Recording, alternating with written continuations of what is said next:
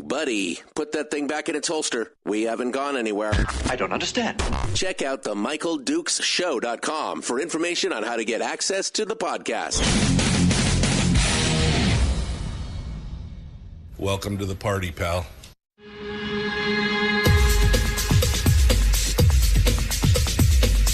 The Michael Dukes Show. The greed and the entitlement is astounding to me. What more could you want from a low-budget radio program? This is a dumpster fire. That was just BS. It is time to get a new perspective. We know just what you need, and we've got just the cure. Open wide and prepare for a steaming hot cup of freedom. I just don't fathom it. The Michael Dukes Show, streaming live across the world. Across the world on the interwebs at michaeldukesshow.com. That's where you'll find all the links to the various social media platforms, and there's a live stream there. You'll find our audio podcast as well, links to that, and, of course, all the radio stations and translators that we use to broadcast across the state of Alaska. Good morning, and welcome to the program Thursday. This is like the fastest. Who was it? I think it was Rob Meyer that said something last week about, he was talking about something about how it goes faster as it gets closer to the end. And I've noticed that as I've gotten older, it's like the toilet paper roll, you know, the faster, as you get closer to the end, the faster it seems to go. I thought that was an appropriate metaphor for how I'm experiencing my life at this point. Every day just zooms on by, and here we are on Thursday already, looking at Firearms Friday tomorrow, and we are ready to rock and roll. Today, we've got a full boat. We were kind of watching, I was watching some of the discussion yesterday, although I'll be honest with you, I was yesterday I went into Gavel to Gavel to watch the House session, to watch what was going on, and I got to be honest, and maybe it's just me, although I am pretty computer savvy. I mean, I'm my own engineer, so I do pretty much everything myself. But I was having a really hard time yesterday with Gavel to Gavel trying to find the actual live "It's Going On Right Now" session. And I haven't been on Gavel for a while, so it was pretty noticeable that, I mean, to watch it live. I've watched some retakes and reruns and things like that, but to watch it live, I was having a hard time trying to find something that was actually happening in the moment, and even things that were marked. I was watching something in the Senate over the transgendered sports bill, and it was like 2:00 in the afternoon, and the live said that it was, or what was purportedly live, said that it was like 15 after noon. So, I mean, it was really weird, but I was trying to figure that out. Anyway, so I was trying to watch all that. Couldn't really track it down, but the House hemmed and hawed. The session was closed out last night, and it was adjourned until 10 a.m. this morning. Now, there's a lot of speculation as to why they adjourned at that point. One of the discussions is that they didn't have enough votes to vote it down. That there were enough people, obviously, to gather a quorum and to do the business of the House, but that the Democrats were concerned that they didn't have enough votes to vote the concurrence vote down, and so they gavelled out without asking, apparently, until 8 a.m. or till 10 a.m. this morning.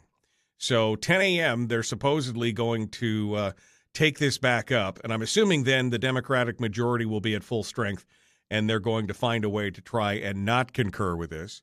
I'm hoping that many of you reached out, as I did yesterday, to the whole list of legislators I put up on my Facebook page at facebook.com/Michael Dukes Show. The top post is the the top post now will be this morning's show. But the second post there at the top of the page will be the contact information for all the legislators and a list of legislators that I think need to be contacted and encouraged to support the concurrence. There's been some speculation. Well, in some cases, not some speculation. There's been some discussion that people that some of the Republicans, folks like Chris Kirka, will vote no. He Must Read has got an article that says that Kirka made it fairly clear today, which would have been yesterday, that he will vote no on the $5,500 dividend, citing some of the abortion or anti-abortion language that was not present in the Senate bill. The House had passed some intent language that said the state was not to pay for some abortions. That language was stripped out by State Senator Josh Revak, apparently, and he stripped that out of the Senate matching bill, which would have, I guess, put it a little bit of a poison pill.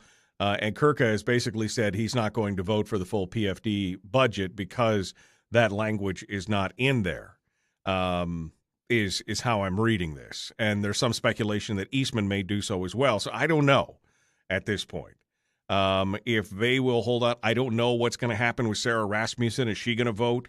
And some of the Democrats like Neil Foster and Garen Tarr, people like George Rauscher and James Kaufman. I mean, are they going to vote in favor of concurrence? I don't know. I just have no idea at this point. So we're going to see what's going to happen at 10 a.m. this morning when the House takes it back up, and we're going to see it. But this morning we're going to talk to two of the players who are in there talking about this and fighting the fight. Starting off here in this hour with Cathy Tilton, who is the House Minority Leader, and we'll see if she's got a head count as to who is going to support the concurrence in the minority so far, and how many is it going to take from the other side of the aisle to cross over and help. Are they going to be able to get it done? Now, I'll be honest. I'm not super confident that a concurrence vote is going to take place. And I guess God love Mike Shower and company over there in the Senate who passed the full PFD amount, because at least, as he said yesterday, at least they'll be negotiating from the higher number. I guess we'll be lucky if we get I don't know, half of what's going on or whatever. And I apologize. I just got some clarification. Bert Stedman was the one that actually pulled Kirka's abortion language out of the budget in the committee. Rob Meyer tried to put it back in on the floor, and it was Josh Revak who was one of the 10 who voted to keep that language from being put back into the budget. So just clarification there on that. And so I don't know. I wish I had a crystal ball that was a little clearer on this, but I don't have high hopes that this is going to happen. Now, if you'd asked me on Sunday if I thought that the Senate was going to vote for a full PFD, I also would have said I don't have high hopes. So it is possible. It is possible that a concurrence could happen, but we'll have to see. We'll have to see what happens with that, and we'll get some info on that from Cathy Tilton here in hour one. In hour two, we will see what happens from the perspective of Kevin McCabe, who has been fighting the fight in the House. And even fighting up amongst some of his own minority members on some of these issues. So we'll see what his take is on this on hour two as well. So Cathy Tilton, hour one, Kevin McCabe, hour two. I wanted to talk to two people who I knew I could get a hold of right away to try and give us an update on this, because of, obviously, I thought that the vote was going to take place yesterday. But if you haven't reached out to your representative or to all the representatives, I mean, I've got a whole list of them up there again on my Facebook page. If you want to go take a look at it, here are the names that I threw out, just so you folks know who we're talking about here, to reach out to. David Eastman, Neil Foster, Delana Johnson, James Kaufman, Chris Kirka, Bart LeBon, Ken McCarty, Tom McKay, Kelly Merrick, Josiah Patkatak, Sarah Rasmussen, George Rauscher, Garen Tarr, Steve Thompson, Tiffany Zulkowski, Those are the names that I said. I mean, those are the ones that I could think of that had a vested interest in voting yes on the full dividend. Now, do they do it? I don't know. I don't know at this point, but we can hope. We're going to have to see what happens here today. There's a lot of gamesmanship going on. You know, the Senate is holding hostage the capital portion of the budget, and of course, omnibused it all up so that really can't be discussed and pulled away. It's going to be an interesting show to watch. So, and I'm sure people like Bert Stedman and others, Bert Stedman and Click Bishop specifically, who both voted for the budget with a full PFD after vociferously, it's a big word, after vociferously fighting against it, but voted for the budget in the long run. I'm sure that they're expecting the conference committee to come in so that they can basically cut the legs back out underneath everything. But we'll see what happens. That conference committee, well, it could be an interesting ride. And of course, we have no idea at this point who Peter Micciche would nominate for the third member of the conference committee. It could be one of the conservative members of his caucus, but at this point, I'm seriously doubting that. But we'll see. We'll see what happens. So call and email your representatives this morning all the way up to the 10 a.m. mark. And again, the link, I'm going to pin it to the top of the page right now. Can I pin it? Oh, no, I have to be me. Apparently, I can't be me. I have to be the Michael Dukes Show to pin it to the top of the page. Okay, we're going to pin it to the top of the page so that you can go over there and take a look at it this morning. And I wish I could just drop you a link on what it was going to, on the live stream. But again, I'm going to have a hard time. I'm going to have a hard time trying to figure out where that live stream is this morning. But I'm going to try and get in on that and share it on my Facebook page this morning as well. So if you want to go take a look at that, feel free to do so. Okay. So I got the guests. We got that. We talked about that. Some other headlines. Again, 10 a.m. this morning is when they're going to take that back up. What other things are happening here? Oh, I guess first and foremost, can I just say to the folks who are listening on Kodiak, my heart goes out to the family of Sawyer Cipolla, who is still missing. They're still searching for him. They returned to the trails yesterday. They had the fire department. They had hundreds of people out there looking for him. Drones, helicopters, thermal imaging, everything else. And I just hope beyond hope that they find him alive and well. But as the days goes on, of course, that becomes a tougher and tougher scenario. But I just wanted to make a mention of him today. And if you would all just keep the Cipolla family in your prayers today, that they're able to find Sawyer, their 7-year-old boy who's been missing since Saturday. I would take that as a personal favor if you would just keep him in your thoughts and prayers on this. And hopefully, he can be found.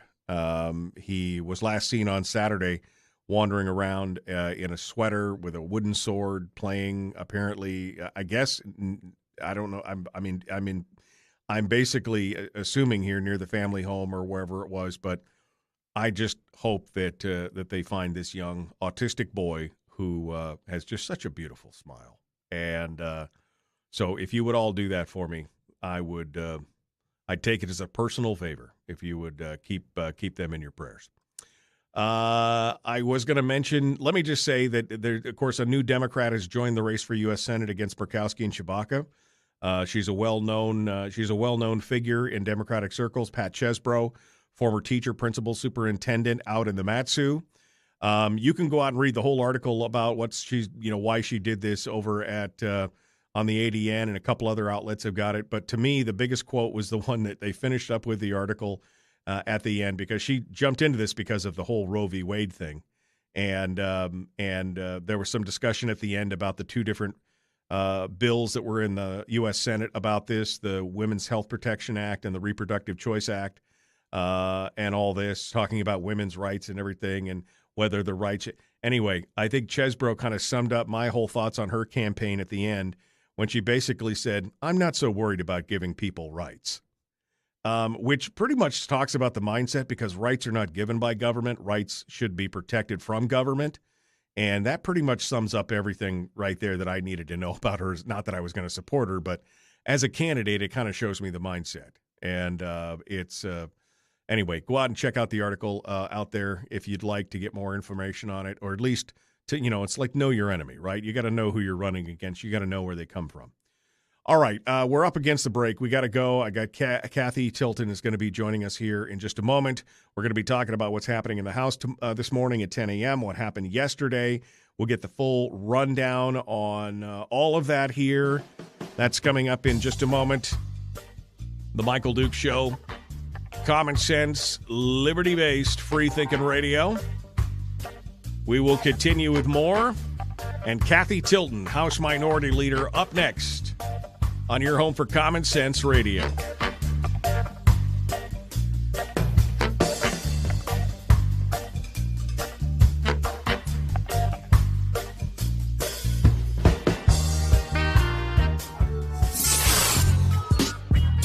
What is that? Common Sense. Regularly heard on American radio. Michael Duke Show. Radio. Okay, we are in the break right now, ready to jump into this. I believe that we have Cathy Tilton on the line. Let's double check that, shall we? Good morning. Good morning. How are you? Bright-eyed, bushy-tailed this morning, ready to go? Bright-eyed, bushy-tailed, ready to go, sitting at a very quiet Capitol this morning. Okay, good. I mean, that's the calm before the storm, right? I mean, Exactly. I imagine today is going to be exciting. All right, so hold the line, Cathy. I'll be right back to you. Let me get caught up in my chat room here this morning. It's just you and me and a couple dozen of our closest, well, I don't know, maybe 60 or 70 of our closest friends. Rob Myers comments on YouTube. He said the third member of the Budget Conference Committee is generally, but is not required to be, the most senior minority finance member. In the Senate, that would be Donnie Olson. So, yeah, we'll see who this ends up being, and where it goes from here. But again, if it goes to conference committee, the absolute best case scenario coming out of conference committee is that they gridlock and deadlock and the committee has to be reformed, because at that point it would not be the finance co-chairs from the House and the Senate who I think pretty much on a 3-to-1 basis are against a full PFD. Neil Foster is the only one that's expressed any interest in a full PFD. And I'm not convinced as of now that that's not just politics more than anything else. I think that he may have taken a lot of these stances and votes that he's taken for a full PFD, basically knowing that it's never going to pass. So I don't know that if I'm not 100% sure that he is fully on board with that, but we'll have to see with what goes on. With that, how many people do you think that the streaming can handle? And I'm assuming Christine's talking about the gavel to gavel. I don't know how many it can handle. But you got to find it first. I mean, you got to find it first. We'll see what's going on here. Chris over on Twitch says a poison pill so that the anti-PFD legislators can blame pro-life legislators for the failure. I mean, I agree with that. It's definitely politics being pushed back and forth. I, for one, well, I mean, I don't know. I'm not in that situation, but I, for one, would battle out if it was a chance of getting the full PFD for the first time in so many years and actually getting a win in that category. I think I probably would still be supporting the full PFD and then going after the whole pro-life verbiage later, because. Again, I'm not just a one-issue person, but that's just me. Again, I'm not in those seats, so I guess I can only infer what I think I would do while I was there. Is that the same Kirker running for governor? Yes, it's the same Chris Kirker running for governor. It was not intent language. It was a line item that zeroed out abortion in the budget. And that was removed again by Stedman. Did it line out, or was it was intent language that said the state shall not pay out of the general fund? That's what I thought it was. I didn't think it was actually a line in the budget that zeroed out. But maybe, again, I haven't looked at time. Anyway, it's an interesting discussion. We ran the numbers, and it's plus 23, even with Kirka and Eastman voting not to concur, said Harold. Well, if we could get everybody on the list of people that I just mentioned to vote for it, you'd have a pretty good shot at making it all happen. The capital budget is too high a priority for House members. Got an ambiguous response from George Rauscher, said Brian, and an equally ambiguous response from Cathy Tilton. Okay, well, she's on the line, so we'll find out where she stands on the concurrence right now and see if it's ambiguous or not. Good morning. Maybe Landmine can play footless with Merrick and Rasmussen. Footsies, I think, is what he was trying to say, not footless. That's a whole different thing. That's like a Mexican cartel thing. When you play footless, it's, this is footsies, I'm sure, is what they were talking about. All right, let's go on here and jump into this. The Michael Duke Show, Common Sense Radio.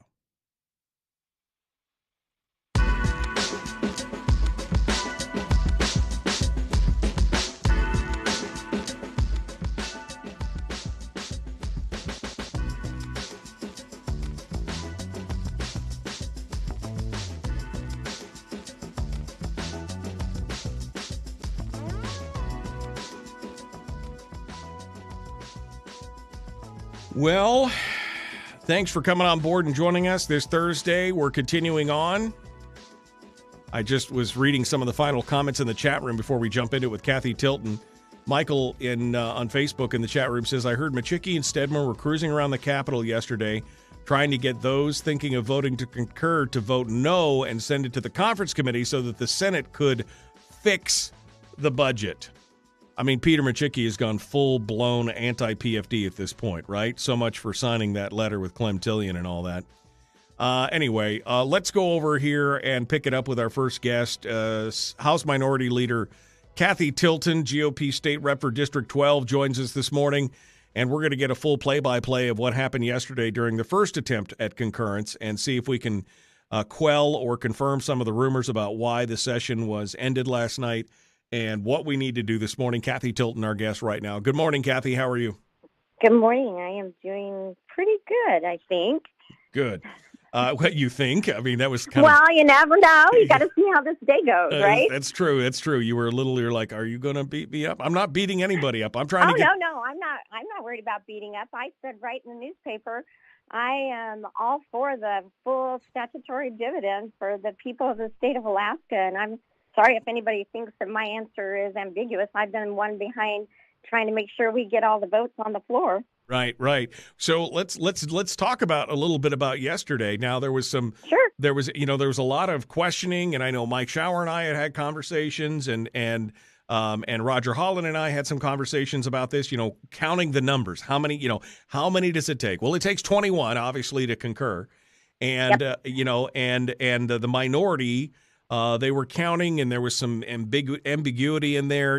Is it 14? Is it 16 solid? What was the numbers?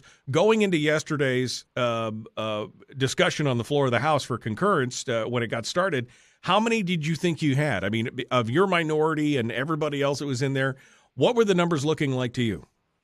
Well, at the very beginning, when the budget was passed over, I could solidly count on, I felt like 14 of us to be a yes. But as time went on, I feel like that number increased to 16, actually, of the House minority members. Of the House minority members. And there are some people in the majority who may, come back and who have expressed an interest or who have voted in the past for a full PFD. I mean, like Neil Foster, Josiah Patkatak. I mean, even Garen Tarr had kind of played around with that. So, I mean, do you feel like that there may have been some members of the majority who may have crossed the aisle to come work with you guys, or what was your thoughts? Absolutely.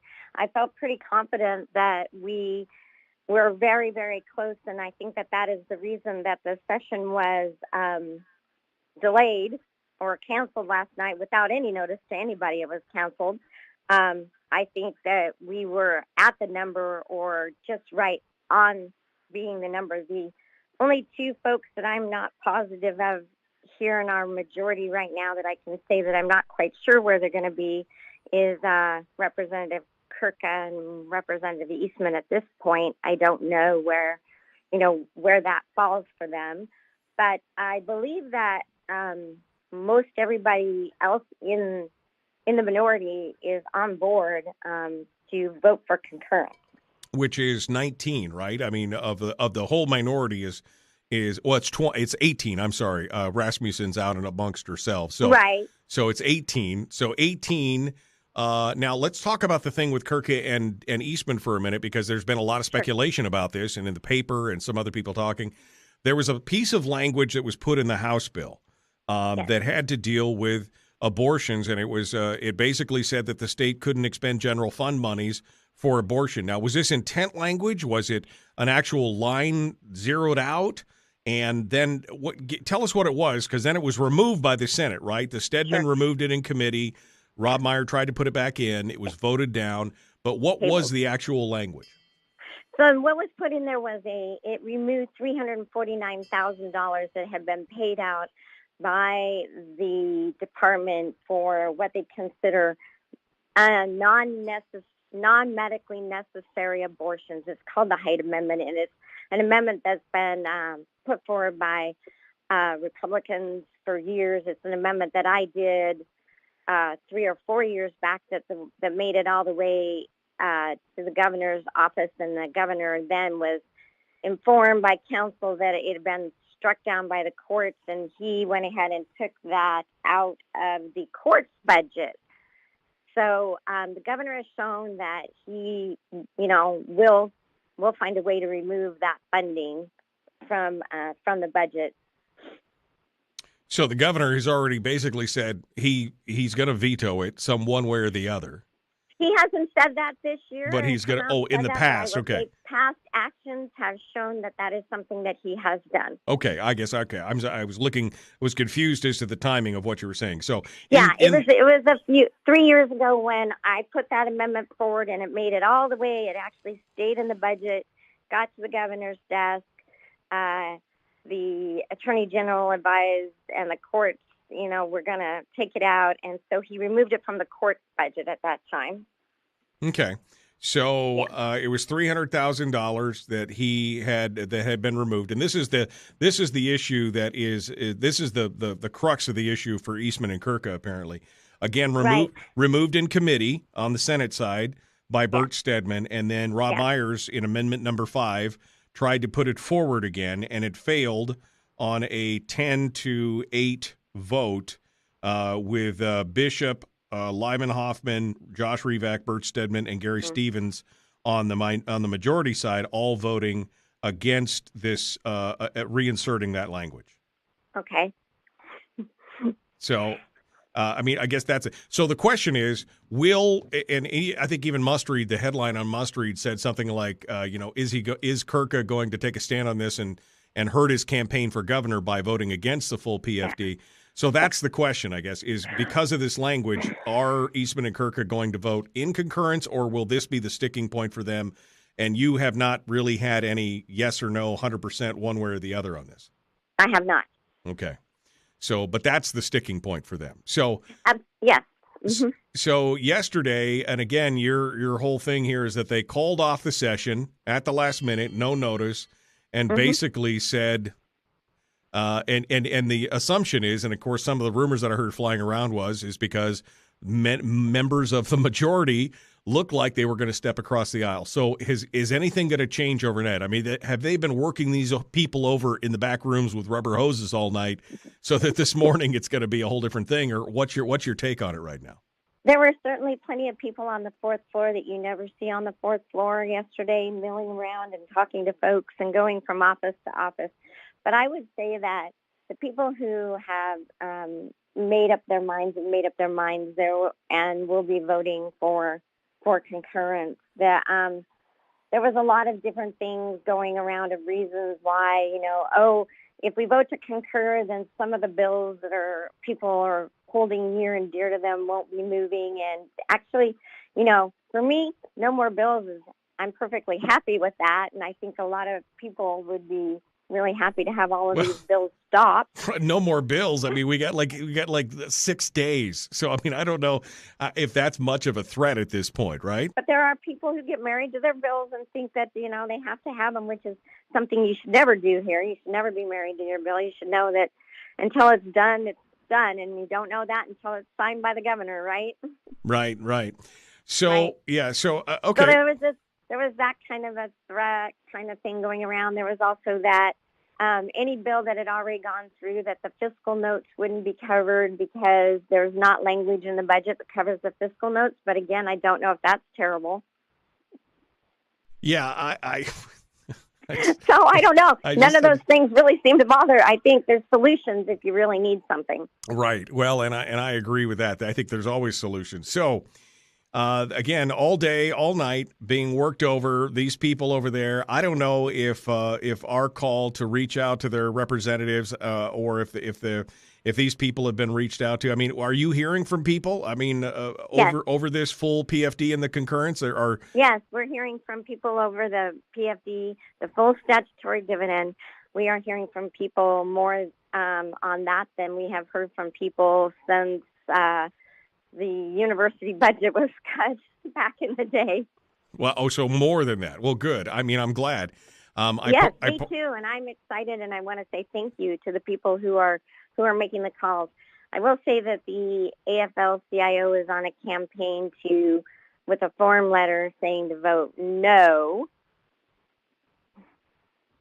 And it's come out as well to legislators. I mean, when I got up this morning, I checked my post from yesterday just to see if how many people had reacted to it and everything else.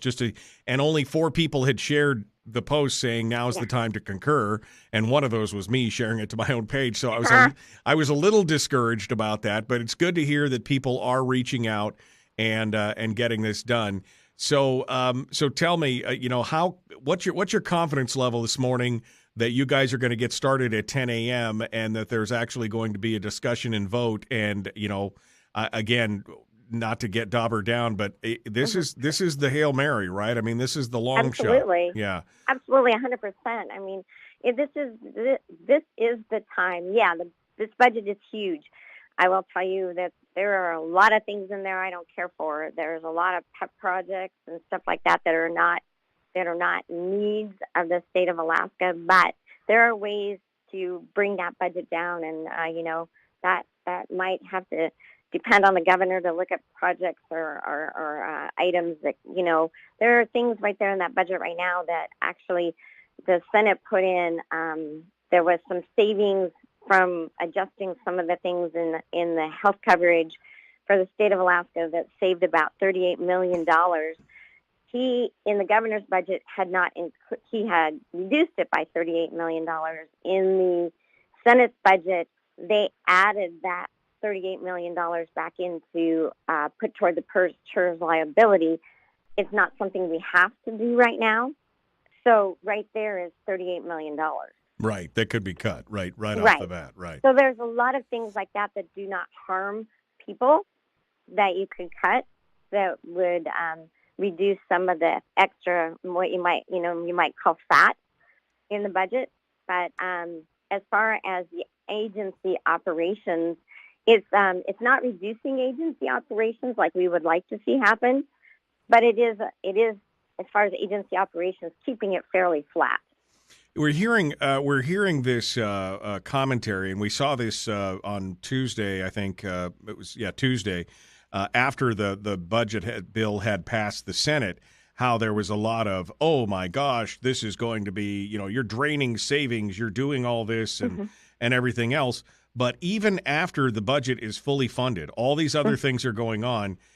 We've seen the numbers. I mean, there's still $500 million in the SBR. There's $1.3 billion in the CBR, and there's $15.5 billion in the ERA. We are not draining out any savings accounts on this, even paying for the full PFD and fully funding all these agencies. I mean, these stories about, well, what happens when you call the police and they don't show? No. Right. Those are all funded, right? I mean, that's just all smoke and mirrors. And they're all funded. It is that. Yeah, those are fear tactics, and those are not. Yeah, everything is funded, and there's still room to make some adjustments to bring it down even more. Right. And it's really funny that turned into being a mantra, because when we tried to put money into savings from one of the amendments that we had put forward, we were denied. So now savings is important. Well, so when we tried to save, it was like, no, we don't need to do that. Right. Well, I'm hoping that the rubber hosing last night of all the members of the majority doesn't take. I'm hoping that they're looking at this, and I hate to say this, I hope they're looking at it through the eye of politics and understanding that they have to go back and explain to their districts, after the session is over, why they wouldn't vote for a full PFD, especially when it's available and on the table and ready to go, and all they have to do is concur. I hate to say it, but I'm kind of hoping that politics plays a big part of that, because I think it would be a good push. We're gonna continue. We're gonna continue with this. Cathy Tilton is our guest. We're going to continue our discussions with her here in just a moment. Don't go anywhere. The Michael Duke Show continues. Your home for common sense, liberty-based, free-thinking radio. You want to come in and join us in the chat room this morning? We're available on Facebook, YouTube, and Twitch. Any one of those platforms will get you going. Feel free to dive in. Facebook.com/Michael Duke Show is probably the easiest to get on board with. We'll be, we'll be back. How about that? Cathy Tilton, right after this. Common Sense Radio, The Michael Duke Show.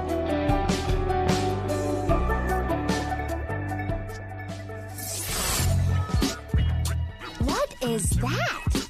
Common Sense. Regularly heard on American radio. Michael Duke Show. Radio. In the break right now, back into the chat room, Rick said, Eastman said something about the state-funded abortion issue, ? We were just talking about that, Rick. It appears that maybe Kirka and Eastman will vote against the budget and the full dividends because language was removed by the Senate, language from the House bill that had prevented some $300,000 from being used of state funds, and they're not happy. They're not happy about that, so they may not do that. Let me go back here and see if there's any comments for Cathy in the chat room. There's a lot of talk about the money and how it can affect Alaska. The question, can Dunleavy veto the abortion language? That's a question mark. As you mentioned earlier, he had stripped out some of that money in the first year. Of course, that was also one of the reasons that they gave for the recall, right? That was one of the reasons that they gave for the recall there. So, I mean, he may not do it just because he feels like it may open him up to a recall. Rob Myers says on Facebook, the $5,500 per person would be $100 million going into each House district. I mean, that's a huge, huge economic impact, Cathy. Absolutely, 100%. You couldn't have a better economic impact and help the people of Alaska. And, I think what, looking through the eyes of politics, as you said earlier, but I think that what every legislator needs to do is look through the eyes of the people, look through the eyes of your constituents. Yeah. There is no doubt in my mind that this is the first time in 6 years we've had an opportunity to actually vote on a full statutory dividend. I mean, the time is right now. Right. And I think as you look at this, especially for the majority members in the House, before I think that they could hide behind a little bit of this and be like, oh, it's such a heavy lift and I don't know if we can get to the full PFD and I could support some of these lower things. But, it's just so hard. But this is like wrapped up in a pretty little bow. Here it is, full PFD, full energy rebate, everything else, tons of. If you're if you're looking for the lucre and the loot, tons of capital projects and all this money. And I mean, it's a hard thing to not just say just check the box. You're good to go. They will have to face some constituents, and there will be some splaining to do. You know what I mean? If they don't vote for it. Absolutely. I tease about the rainbow and butterfly bills. Where there's something for everybody and everybody loves it. This is a rainbow and butterfly bill. There's something for everybody, and everybody should love it. Unfortunately, is it really big? It's really big, but it's really big in the capital area, and it's really big going to the people of the state of Alaska, and there should not be a problem with that being big. Yeah, no, it should not be. I guess that's the one place. That'd be the one place that I could support in part, not in whole, but in part, state money's going to, because it deals with the constitutional issue of infrastructure. We should be paying for public safety, education, and infrastructure. Now, we can argue about how much or where or how it's delineated, but those are at least things that are mandated by the Constitution. There's a ton of other things that are nice to haves and not must haves that we could go in there and cut into. Right, your needs versus your wants. Right. And looking at, taking care of the things we already have, finishing projects we've already started, and just not starting new projects, but taking care of the things you already own and finishing up those projects, I think is an important thing to look at. Yeah, spending. Again, there's projects in there that I think are, I'm sure whoever put the project in might think it's very important, but there's some things in there definitely that I think could be looked at. Spending millions of dollars to take a project to 90% completion and then just kind of hovering it out there, that makes no sense. The frivolous projects could go, but at the same time, if this gets us at this point to a full, we are going into year 3 of the pandemic. Right. The first 2 years, obviously, the most painful and the most economically damaging, but this would be a huge boon to Alaskan citizens. Who better to decide on what to do with the money than the individuals themselves? Oh, they don't want that, though. Don't let the people have a say in it. Let the people. Who better to know what you need to do with your money than you? It's much better than. I don't even understand the mentality of that the government might know how to parse it out better than you do. Well, they do not. Come on, they got some kind of thing from on high when they got elected. They became semi-omniscient. They know better than you how to. That's the politician's disease. Ron Gillum says, I'm receiving hundreds of emails saying to vote to concur. I've received about 6 form-type emails saying not to concur. He says, I agree with Cathy Tilton that a lot of things in the budget I don't like, but there'll be a lot of items vetoed by the governor, or I guess available for veto by the governor once it passed. So I guess we'll see. We'll see what happens here. We're 20 seconds out. Cathy Tilton is our guest. We are ready to rock and roll and jump back into it. One final segment for this hour. Kevin McCabe coming up in hour 2. The Michael Duke Show. Common sense, liberty-based, free-thinking radio. Like and share this video. Like and follow the show page. Hit subscribe. Ring the bell. Let's get it done. Here we go.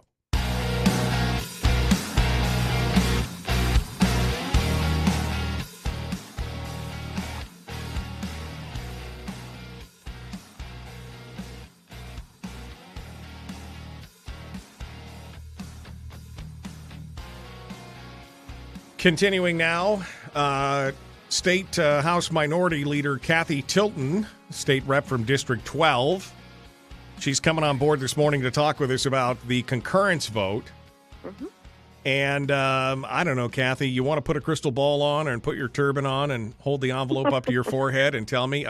You want to give me Vegas odds on this? What do you think? Again, there's a lot of moving parts. We were just talking about it during the break that this is the first time that a full PFD has been wrapped up neatly in a bow with a ton of capital projects and monies for all the districts and everything. It's a huge thing.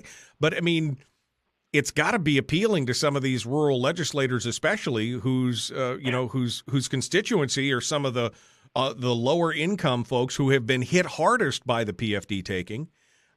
You want to give me some odds? What do you think? What do you think's going to happen? I think the odds are that there is a concurrence. That is what I feel strongly. I lean strongly that way based on yesterday and talking with folks, and even this morning I woke up feeling good about it. If there was not concurrence and it went to conference committee, why would you want to give it back to the two folks who did this in the first place when you know that they didn't vote for that statutory dividend and they took out the abortion funding? So why would you give it back to them? Yeah. Well, I mean, I like where you're coming from, and I agree with this. And there's some options to fix this. I mean, here's the thing, and because again, I'm pro-life, I'm anti-abortion, and all this. But is one more vote gonna fix this at this point? In this one, taking a stand on this one thing, is that going to fix it? I think you and I both know that that's not going to make a difference one way or the other. But right. Well, I mean, really, there's language in the budget. It's intent language that I've been trying to get removed for years that allows the department to move money within any place in the department. In a normal budget process, they can't move money in between appropriation lines. But the Department of Health and Family Services and the Department of Health have this language where they can move money anywhere within their budget. So if the money is removed, and if there's a federal requirement for them to pay for it at this point, the money will be replaced by moving money. Right. It won't come out of the general fund. It'll come out of some other position or something. Right. They'll find a way around it at this point. Right. And I'm not saying that's right. I don't agree with it at all. I've been trying to remove that language for years. But the reality is this one vote is not going to make a difference on that issue in the short term, whereas putting $100 million worth of money into each district that allows Alaskans to spend it as they see fit would have a huge impact. Absolutely. Putting that much money into the economy, we've talked about how we want to help the economy. This is the best way to help the economy. It's the best way to help the people. It's the right thing to do. It's the law. Right. People make a decision on what they want to do with their money way better than government makes decisions on what to do with your money, and it should go to the hands of the people. And this is, I'm really excited because we actually have the opportunity. The first time in 6 years, we've had the opportunity to vote for a statutory dividend that's actually in the budget, not an amendment trying to put it in, but it is literally there. Right. Easy. It's the easy button. In our grasp. It is up to us to say yes. Yep. To give it back to the people of Alaska. Right. This is the easy button vote. Just mash it and you're done. Close up shop. Go out to start your campaigning for re-election. Away you go. I mean, it should be an easy button move. And like you said, I'm seeing more and more reason why it could pass. It is going to require some crossing across the aisle, and I know that they've got a binding caucus over there, and there's probably been a lot of arm twisting overnight, but these people have got to go back to their districts and face their constituencies, and especially, like I said, those that are in constituencies that are in the lower income classes that are 50% or less of the grossing income in the state. They're the ones that have been hit hardest over these last 6 years. I mean, we're talking about 16, 17, 18, 20, 25% of their income being taken away by PFD cuts. This would be life-changing. Absolutely life-changing. Well, I'm hoping that people pay. So what do we need to do, Cathy? So, you asked me to put on my crystal ball and say what would happen, and I just want to be forthright and say that I don't think we'll go to the floor at 10. Yeah, you don't think, because again, the arm twisting will continue. I mean, it would be, because the beatings will continue until the morale improves. Right, exactly. They're going from hoses to waterboarding here shortly later this morning to try and keep these people in line. And again, they have a binding caucus, but we're so close to the end of the session at this point, plus the election. I think at this point, the binding caucus rule does not hold the sway that it normally would. If you were in mid-session and it had to come back next year without an election, that may be one thing. But these people are having to do the math and go, does the binding caucus really matter if I've got to go back and face my constituency and I get voted down because I submarined a full PFD? Well, it's what I truly believe in. too. Right. I'm not going to change what I fundamentally and morally believe in because it's a binding caucus. Well, no, right. And I'm not saying you specifically. I'm No, I'm not talking about me either. I'm talking about, but Yeah. I heard you talking earlier about Foster. I mean, there's a full dividend, and maybe he's not a full dividend person, but there is $150 million for the Port of Nome in there as well. Right. Can you tell me that a binding caucus can tell me that I have to vote against my community? Yeah. No, I mean, I got to say, there's a political component and there is a philosophical component. If philosophically you're in support of your district and of a full dividend, that's great. But I wouldn't even care about that if it is a full political reason to say I want to get reelected. Right. You could strip you could take anything away from me. I wouldn't care. It doesn't matter. Having a position does not matter. Yeah. No, I mean, versus voting, voting against your conscience and voting against your people. And your you district. Need to have that ability to vote for your people and your conscience. Again, if you've got a family of four somewhere in the rural community somewhere where the median income is $20,000 or $30,000 a year, and you got four people in your house and you get $20,000 or $25,000, I mean, what kind of a difference does that make? A huge difference. I mean, that is Absolutely. a huge difference. Absolutely. Yeah. No, I mean, I hope that people see it that way. And you're right. I don't think it'll show up at 10. So quickly, I got 90 seconds here. Walk me through what happens then. If they postpone it again, we've only got 6 days, 5 days, 6 days. Yeah. I mean, they can't postpone it forever. They can't square these people away. It just gives the time for more momentum for the public to get engaged on it. They're going to have to pull the trigger on this eventually. Yep. I think they feel like if they hold out, they can change people's minds, but I think they're wrong. I know the people of the state of Alaska will, and especially people in people's districts, will be calling and doing whatever they can to get a hold of their legislator. I feel like it locks people in more the longer they wait. Yeah. No, I agree. So maybe go ahead, put it off to tomorrow. We'll see what happens then. We'll see how many more hundreds of emails you get then on that. Well, Cathy, thank you for your positivity, and thank you for coming on board and sharing with us. Send me a text. Let me know what's going on. I'll make an announcement here on the show if we need to. Thank you for coming on board. Absolutely. My pleasure. Thanks for having me. All right. Thank you. Cathy Tilton, GOP State Rep District 12, House Minority Leader. Yeah, go ahead. Postpone it. Postpone it over the weekend. Make it a Monday vote. Give people a chance to really get revved up about it. The Michael Duke Show, common sense, liberty-based, free-thinking radio. Kevin McCabe up next, hour 2.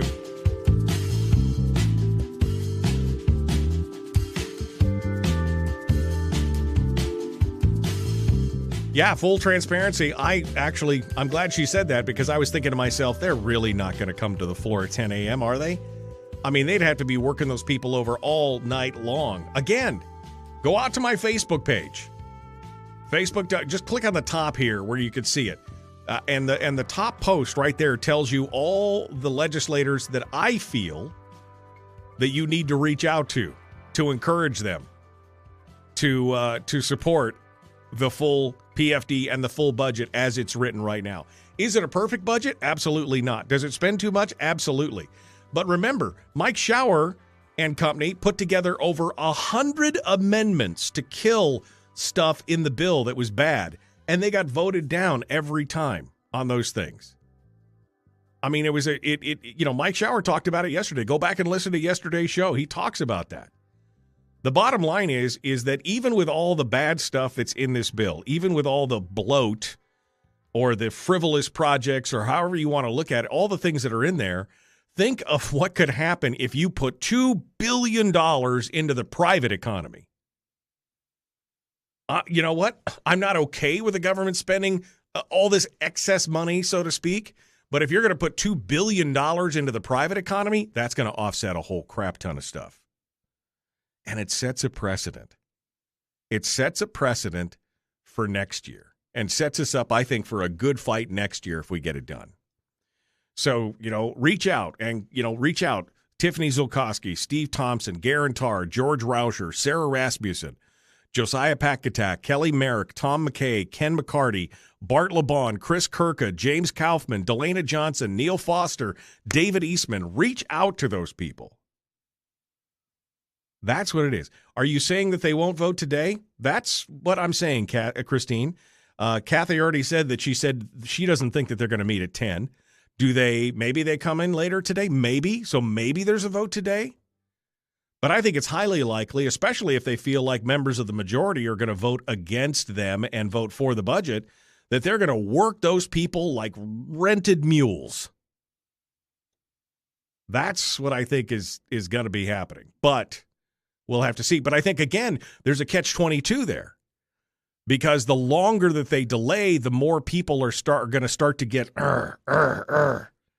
the more chance and the more opportunity we have to spread the word to our neighbors and to our friends and say, hey, have you told your representative to vote for that? You haven't? Well, why not? I'm all about that. I am all about that right now. The clear way to solve the PFD argument is to let Alaska vote, says Jamie Allard. Why doesn't the legislature want to do it? Because it will pass. That's 150% true. I have said that when SB 26 was going in, which is the POMV formula, and Peter Machicki was championing in it, and I invited him on the program. It was one of the first times I ever spoke to him, and I asked him, that Mike Dunleavy at the time, Senator Dunleavy, had put forward an amendment that said the people had to have a say on it, and Machicki and company killed that amendment. And I asked Peter Machicki directly, I said, why won't you let the people vote on this? And he goes, well, because they would vote with their pocketbooks, and they would say yes. So you know that the majority of people would say, don't do this, and you're going to do it anyway because what? You know better than them how to, you know it. That's what it comes down to. Well, we shouldn't let the people vote because, they just don't know. Anyway, the people will overwhelmingly pass it. Ding, ding, ding, ding, ding. Winner, winner, chicken dinner. Alaskans need to call on Governor Dunleavy before 10 a.m. to have him publicly denounce abortion funding, or we will lose enough votes to get the PFD. I think if the governor took a stand on that and said, maybe he didn't, I think maybe he'd have to come out right and say it directly. But I don't know if he will. Not that they would recall him in the same year that he was being reelected, but it could become an election issue. But, God, so what? Come on, Mike. Say you're going to do it, veto it, get this dividend in the hands of the people. That's what needs to happen. Josh Revak, dirty tactics, knowing he would stop pro-life candidates from voting on a full PFD. I mean, yeah, I think that there's some of that in there. He's a politically calculating animal, Josh Revak is, and is not a friend of the PFD. I mean, not a friend of the PFD. Over to the phones. I think we've got Kevin McCabe ready to go. Are you with us, sir? Good morning, Michael. How are you? I'm good. I'm getting a little wrapped up, as you can probably see. And I can tell you. Yeah, and I'm ready. I think this is, we have an opportunity here for something amazing, but people have got to have some intestinal fortitude. And the penalty and the pummeling and the leverage of the binding caucus is slipping away. And I think we have an opportunity here that we probably haven't had in a long, long time. So I'm really looking forward to it. You and I both, we are perched on the edge of greatness, in my opinion. Yeah, absolutely.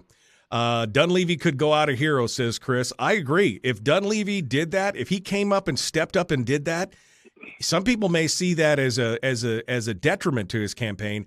I would say that he would solidify a base that has been slipping away from him for the last 2 years. If he vetoed a big chunk of the budget, especially a lot of the frivolous things, kept the PFD, said he would veto the abortion funding or whatever it is to mollify and to give peace of mind to some of those people out there, he could have a huge boost to his campaign. But, I guess we'll just have to see. He could go out a hero. We'll see what happens, though. All All right. Kevin McCabe, our guest, The Michael Duke Show, Common Sense Radio, Hour 2, right now. Let's do it.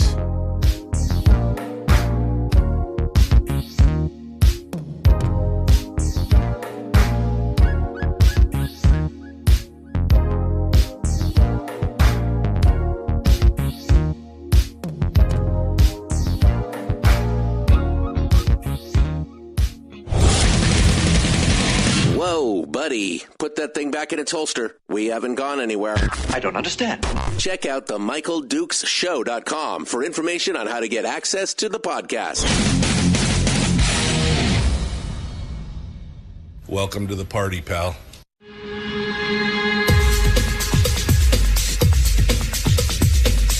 The Michael Duke Show. The greed and the entitlement is astounding to me.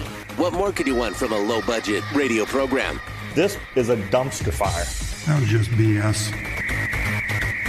It is time to get a new perspective. We know just what you need, and we've got just the cure. Open wide and prepare for a steaming hot cup of freedom. I just don't fathom it. The Michael Dukes Show, streaming live across the world.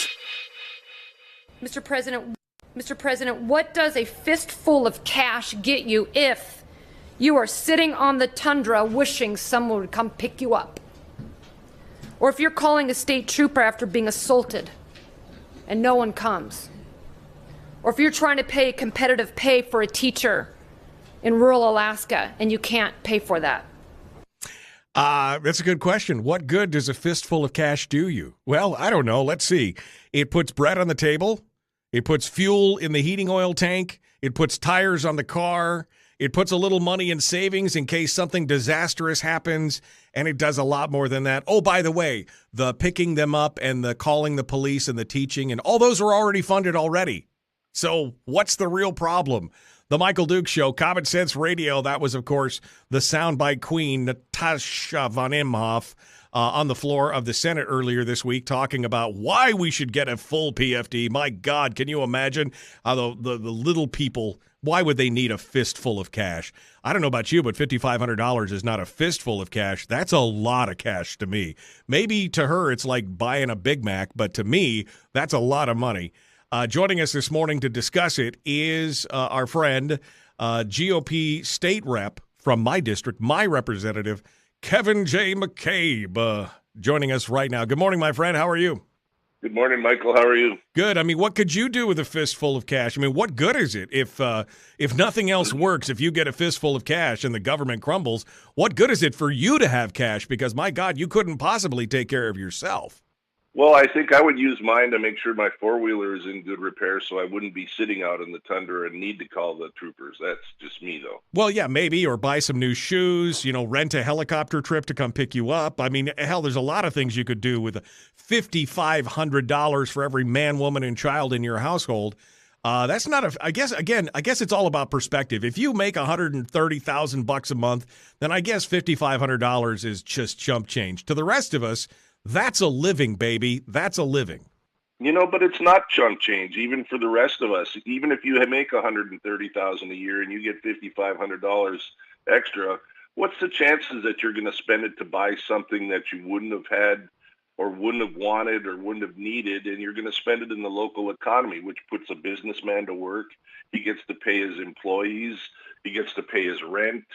I mean, we're talking about returning $100 million per district to the state of Alaska, to the businesses, to the small businesses that have had such a hard time in the last 2 years. I can't see a downside to this. This is just a picture of the arrogance of politicians in general, Kevin. I'm not lumping you in there, but of politicians in general, and specifically those in leadership positions in this legislature, that somehow they look down and say, you poor, poor, pitiful children, let us handle your money because you obviously can't. I mean, it's a fistful of money, but, we would do so much better with it if we take care, and of course the whole thing anyway on top of that is that it's a lie because the people who would come pick you up out of the tundra are fully funded. The troopers are fully funded. Education is not just fully funded. They got an extra $60 million on top of that. This is the same kind of mantra we heard before where they said, if you vote for this, the bridges will fall, the roads will crumble, and the troopers will listen to you scream on the other end of the phone lines. This is the same kind of stuff we've heard over and over again. Absolutely. And, it's the fear tactics. You've heard it so much that we're going to be broke, that the state's going to be upside down. We're going to overdraw this. We're going to overdraw that. And it's just not true.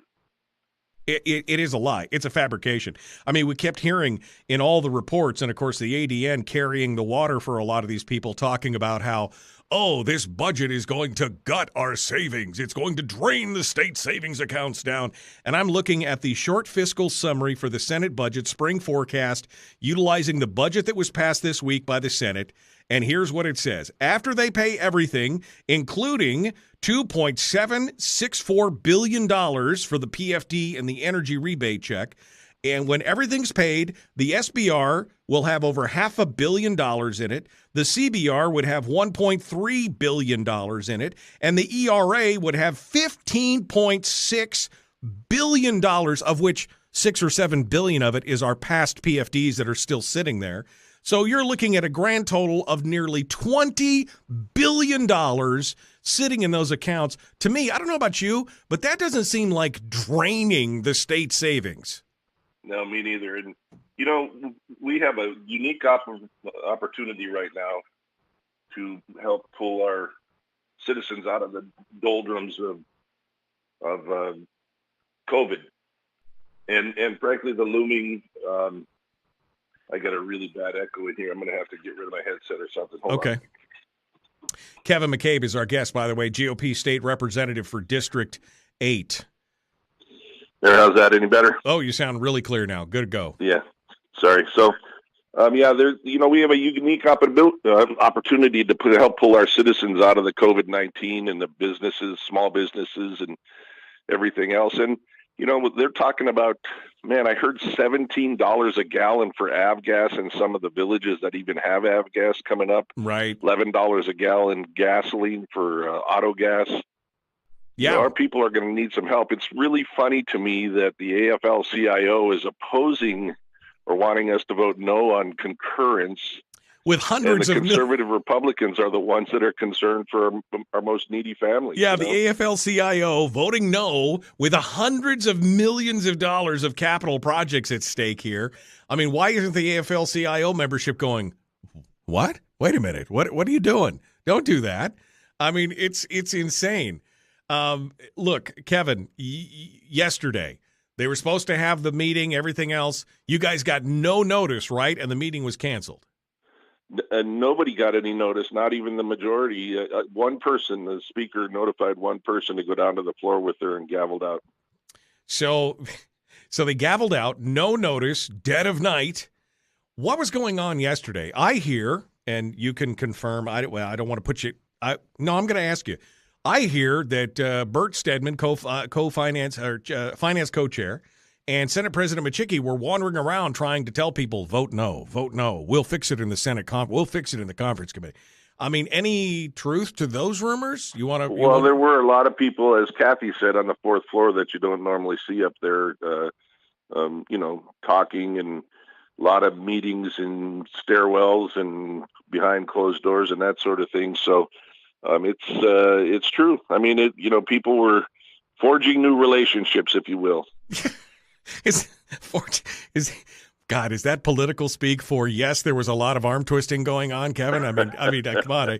I joked about it being, taking him in a dark room and using rubber hoses on him all night last night. But, that really is probably what's going on. I mean, this threat of the binding caucus, which we've talked about and how problematic that can be, but it is losing its threat status as we come close. I mean, we're 5-6 days away from the end of the session.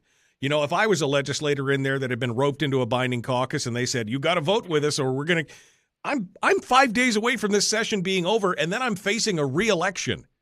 with the entire legislature, with the exception of one legislator up for re-election, you want me to vote with you and then have to go back and face my constituency and tell them why I didn't vote for a full PFD? Well, it's not only the full PFD. Think if you're an Anchorage legislator and you have people have seen Senator Stedman and Bishop on the floor arguing against the money for the Port of Alaska. So if you're an Anchorage legislature and you vote not to concur with this and send that money back or send the budget back to the Senate co-chairs, and they strip the funding for the Port of Alaska out, so now you have voted against the full PFD and against the Port of Alaska. What do you suppose your chances, even in Anchorage, are of getting reelected? Well, and there was some reticence to putting the money in for the Port of Nome and some of these other projects as well. I mean, do you think those projects will survive on the conference committee? I mean, all things are on the table at this point. Yeah, that's absolutely correct. There's $30 million in there for roads and infrastructure in the Mat-Su, which we need desperately for some of the bridges and some of the roads in there. And, frankly, the co-chairs of the Senate Finance, they don't care about the Mat-Su because the Mat-Su is going to vote against the budget every time anyway. That's right. That's the words that I heard came directly out of their mouths. Oh, you actually heard that? That being said, that we don't care about you guys because you're going to vote against our budget anyway, so screw you. Yep. All right. Well, then that's why we only got 2% to begin with of the overall budget to begin with when the first drafts came out, is that the Mat-Su got almost nothing, even though it's the fastest growing, second most populous district in the entire state. And they got some crumbs and said, there you go, kids, go play in the corner because we're going to punish you. And that's what, again, that comes back to that feeling of, we know you poor, pitiful children, we're going to punish you. Put this dunce cap on and sit in the corner and you'll be happy with a few scraps that we throw at you because you won't do what we tell you to do, you naughty, naughty children, because we know best. I mean, that is the politician's disease, is it not? Absolutely, and I hate it. Yeah, I mean, it is so frustrating. So Cathy Tilton was just on, and you may or may not have heard her on the program, but she just made a comment near the end. She said, now that I put on my crystal ball and my turban and everything to predict the future, she goes, in full transparency, I don't think that there's going to be a meeting at 10 a.m. because, she feels like, I think her implication was, there's a lot of people in the majority who are like, this is an opportunity. I've got a gift wrap package, a bow with a bow on it, to say, you want to vote for the PFD, a full PFD, you want to be a hero to your constituency, you want to bring these projects, these capital projects to your areas, you want to do all this, you don't have to do any of the heavy lifting. All you have to do is say yes, and then go back and smile and say, look what I did for you. I mean, that's got to be a hard job of work for the other side to try and come in and undo. I couldn't agree more. And, Michael, one of the things that, you've talked about your four ideas of, replacing the players and the charter of changes, right? Things. I think there's a fifth one there. We need to shift the paradigm. So we have done a conference committee. Nobody can remember when we haven't gone to conference committee. Nobody can remember it. And we have had these budgetary problems for years because we've taken our big, huge budget, way over bloated budget, and put it in the hands of essentially 4 majority members, 2 from the House and 2 from the Senate, and 1 minority member from each House and 1 from the Senate. So 6 people have taken control of this big monster and made a budget. And then when it comes back to us, all we get to do is concur for a second time. Well, tell you what, maybe it's a good idea to send a whole bunch of this big bloated budget to the governor, and then we can all have input on where the vetoes need to be made, and maybe 60 of us can make a better budget and a better choice than just 6 people. We were just talking about Mike Dunleavy before we finished up with Cathy, or maybe it was after. I mean, he has an opportunity here. Now, maybe, he's done a lot of damage to his efficacy as a candidate for re-election. I don't think anybody would argue with that. He had a base. His base supported him. He made the cuts. He blinked. He then reversed himself. And he's really not been doing a lot. He's lost a lot of his base. He has an opportunity here. If he came out and said today, this morning, or sometime today, look, you go ahead and vote for this budget. I will take care of some of the things that you're worried about. Now, whether that means the abortion funding or something else, or he takes a pen to it, he could really reinvigorate his base to say, hey, Mike, step back up. He could, and even if his campaign didn't, overcome and didn't rebound as much as you want, he could go out a hero if he did what needed to be done, what the politicians don't have the will or the horsepower to get done. He could be the hero. I agree with that. There's no downside for him for us to concur. The only issue I see is when he starts the veto process, he will need every single one of us behind him and every single one of his base behind him because, say he cuts funding from the university like he did 2 years ago, and he got so roundly chastised, or any of those other programs, they're going to go after him, and the ADN's going to go after him, and oh my gosh, the children, Right. And he'll need support from the rest of us to say, no, wait a minute, he's doing exactly what we wanted him to do. He's controlling this big bloated monster we're calling a budget, and that's the governor's job. The legislature appropriates. We appropriated all this money for all these programs, and the governor gets to veto. Yeah. No, I mean, that's the thing. That is his power in this whole process. He proposes the budget, the legislature does what they're going to do, and he has the almost final say with all those vetoes. He has the power. He has the authority. We need strong leadership to direct this state. We need strong leadership to counteract the chicanery and the gamesmanship from these old school legislators who've remained after we've changed out 2/3 of the legislature, these 4 or 5 or 6 people who've remained to keep doing business as usual. We need a strong leader to counteract what they're doing. Absolutely. Kevin McCabe, sorry, Kevin. I'm not trying to shout at you, Kevin. I'm just emphatic. I'm emphatic. Kevin McCabe is our guest, GOP State Rep for District 8. We're at the first break already, so let's just get it going on. Here we go. The Michael Duke Show. Common sense, liberty-based, free-thinking radio. We're going to continue with Kevin here in just a moment. Don't go anywhere. Back with more. Don't forget to join us on Facebook. We were up to 97 people on the Facebook page here a minute ago. Maybe we'll break that 100 mark today. Come on out and join us. Facebook.com/Michael Duke Show /live. If you want to be part of the chat room today, ask some questions of Kevin during the break. We can do it right now. Back with more Common Sense Radio right after this. We're broadcasting live through a series of tubes. Allowing all of these entities to provide streaming stuff going on the internet. Well, it's kind of hard to explain. Sorry. Streaming live every weekday morning on Facebook Live and MichaelDukesShow.com. In the break right now, Kevin McCabe, our guest. Let me housekeep here. 94 people in the chat room. There were only, I just refreshed the screen so that I could actually see it. How many shares? 94 people in the chat room and 30 shares. Only 30. Only 30 shares. Now, I'm not going to whore myself out or anything, but share the damn show. Come on. You want people to get involved? You want to make a difference? Today is the day, my friends. Today is the day. There should be over 100 people in this chat room right now talking about this, going out and sharing the post from my Facebook page. You should be doing that right now, sharing the post from that Facebook page, basically telling the people who they need to contact to remind them to get it done. That's what you need to do right now. Look, I can actually post this in the chat room. There is the post right there. Go to that post. Share that post. Tell people where they need to go. Right there. Go out there. Make it happen. Oof. Share, like, follow, hit subscribe, ring the bell, do all those things. Questions for Kevin McCabe are up right now. You got a question for Kevin? Now is the time to do it. Let me go back here and see if there is anything. Dunleavy picking Machicki as lieutenant governor would sink Dunleavy's chances.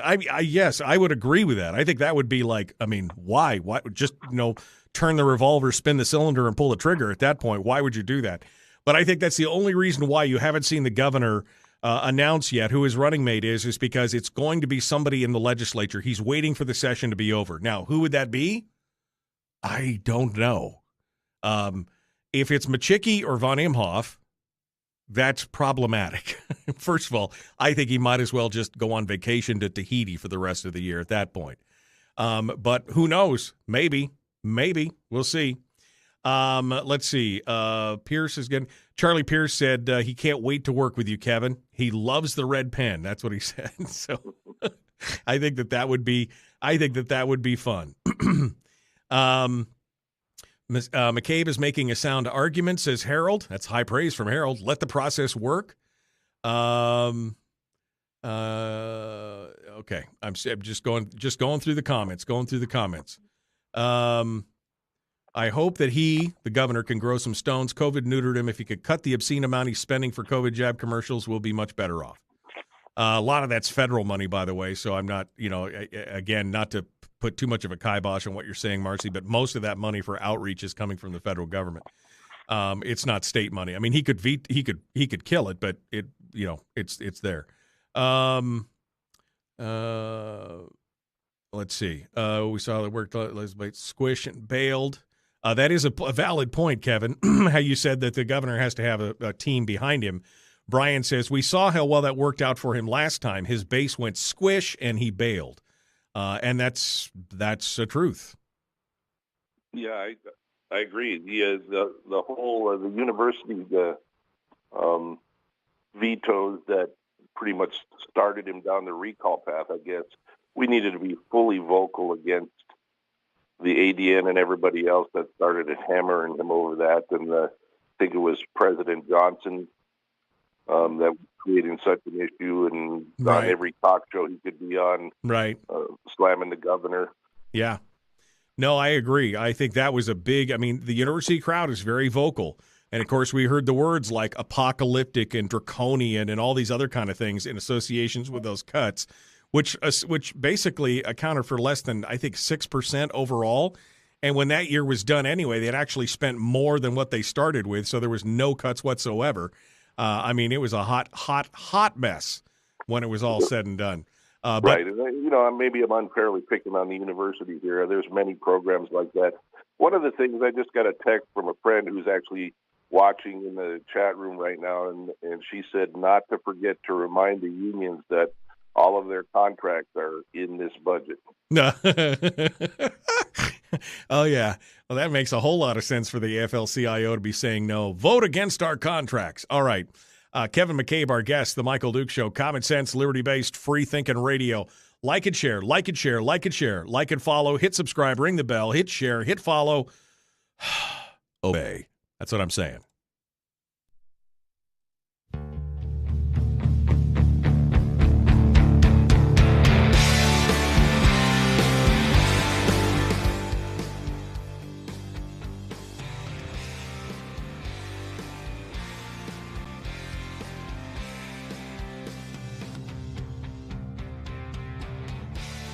All right, we're back now. Kevin McCabe, our guest, GOP state rep from District 8. So, Kevin, again, asking for a little insider baseball here. I feel confident that you can give us a temperature of the legislature. I asked Cathy, I said, put on your Kreskin turban and tell me what you think's going to happen. She says she thinks concurrence is going to happen. Now, you're in the hallways. You just said you're seeing a lot of people that normally aren't there. You're seeing a lot of new friendships being made, quote unquote. What's your take right now? What do you think if you were throwing a poll out there? What do you think is going on in the minds of the legislature on the House right now, as of this moment this morning? Well, I'm the eternal optimist, but I think people are going to be pleasantly surprised. I really do. I think that there are enough folks that are on the fence. It's an election year. There's so many reasons that this is an upside for so many people, whether it be Neil Foster in Nome, the full PFE and the money for the Port of Nome, or whether it be somebody like Representative Carr in Mountain View, who is one of the lowest income areas of Anchorage, and even Alaska, 5,200, or even if it were just a full PFE and the port for jobs, and just think of all the jobs that port is going to generate. Everybody's committed to fixing the Port of Alaska. They're just not quite ready for the $600 million that Mayor Bronson wants, but $100 million would go a long way towards design and everything else, and would start to employ people, would start to move the project along. And I just think that it's an upside for so many representatives, and there is no downside other than the binding caucus and bending your will to the speaker and the two co-chairs of Senate Finance and the Senate President, I think. Let me ask you this question. We've seen a lot of political maneuvering and gamesmanship coming out from people like Senator Burt Stedman, who he was one of the first to start using contingency language more recently, and they're using it pretty frequently now. He was the one that threatened last go around that if people didn't vote for the bills that he wants and the budgets that he wants, that he was going to cut funding to like the Knik Goose Bay Road expansion, which is the most dangerous road in the state of Alaska. We've seen a lot of that. The latest maneuver was to wrap up all the bills into an omnibus bill, wrap up the budget, the operating budget, the capital budget, and the supplemental budget all up into one bill, which initially everybody, including myself, was like, that's not right, because you may support a capital budget but not an operating, or you may support a supplemental but not the operating and the capital. You could at least vote differently. And so I had a lot of angst about that to begin with, but the more I look at this, the more I realize this may have been the blessing in disguise, because now, as again, everything is back in the laps of the minority. They can't just say, well, I love that port project, but I don't like this, and so I'm going to vote. It's going to come back to bite them. What say you? I agree. The promise made early on in the session is that there would be a capital budget this year. Absolutely, that's what the Senate said. The co-chairs, there's going to be a capital budget, and then when it came out, we don't call it omnibus anymore; it's called a turducken. But yeah, so. I think that was a mistake, truthfully. The Alaskans could see it clearer if it were separated, because they would understand that the operating budget is virtually flat. I think 2% increase. Right. It's the capital budget and the infusion that we need as a state to move some of these projects along. We have a huge infrastructure deficit with bridges and roads and everything else, and we need this capital money to fix some of our problems, whether it be the Port of Alaska or some of the roads in the Matsu or some of the roads in the Fairbanks area. That road up by the Richardson Highway is incredibly bad. The road from to Northway from Coke is horrible. Those things need to be fixed, and Alaskans would understand that, and they would understand why the budget is so huge if it would be a little bit more transparent. But yes, I agree. Wrapping it all up into a turducken has given us a bit of leverage that we didn't have before. If you don't mind, I'm going to peel back a little bit, and instead of focusing on the governor and members of the majority, which we have been so far in the show, let's go back to members of your own minority. Now, you've had a little bit of a dust-up with a couple of the members there. There's been some barbs and arrows slung back and forth, the FACL stuff, the tabling of a lot of the intent language that was, in your opinion, stopping some of the demagoguery that was going on the floor and things like that. And now there's some discussion as to whether or not two of those members of the minority, Kirka and Eastman, will support this bill based on some language that was stripped out by the Senate Finance Committee and then failed to get back in through the help of people like Revac and Bishop and Stevens, et cetera. What's your take on that right now? Do you have any inclination as to what's going on?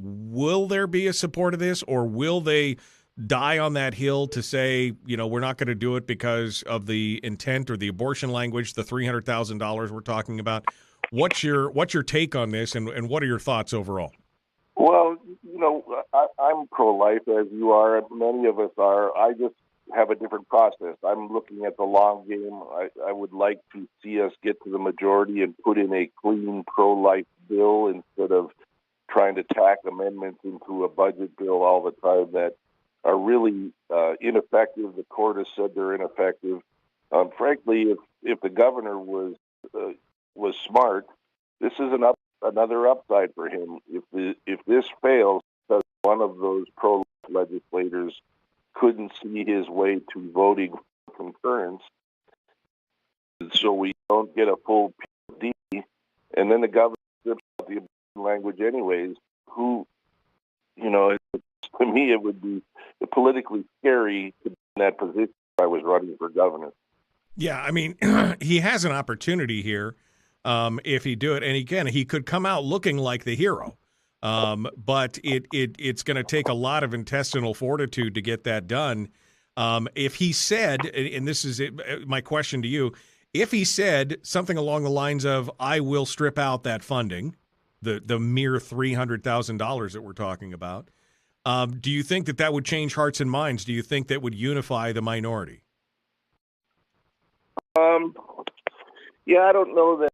I don't know. I was the guy. I don't know that I would show that card yet.